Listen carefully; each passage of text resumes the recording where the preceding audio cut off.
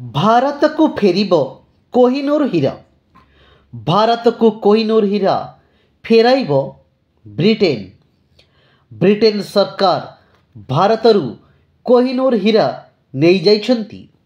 एही हीरा ब्रिटेन रानी को मुकुटरे लगी।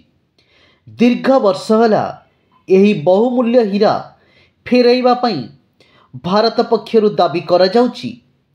मात्र एबे ब्रिटेन सरकार ए हीरा को फेराइबा नहीं आशा सृष्टि होईची।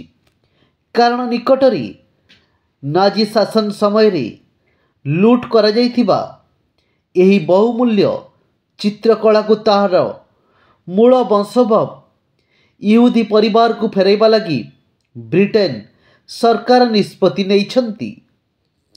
एही आधार रे भारत को कोहिनूर फेरा जाइपारे बोली चर्चा हेउची।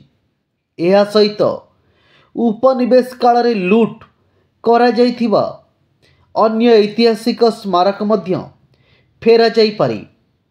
भारत सरकार एवं ऐतिहासिक माने एही मामला उपरे तीक्ष्ण दृष्टि रखिछंती।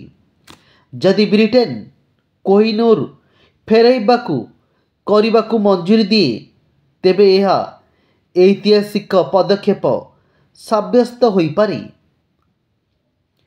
रिपोर्ट अनुଯାयी 1654 रे ऐतिहासिक चित्रकला Aeneas and his family fleeing burning Troy को तार प्रकृत उत्तराधिकारी को ब्रिटेन फेराइबाकू जाउची। 1940 रे बेल्जियम इहुदी कलाकृति संरक्षक सामुएल हार्टवेल्टଙ୍କ ଠାରୁ छड़ाई आनिथिबा एहाकू ब्रिटेन संग्रहालय रे रखा जाइथिला।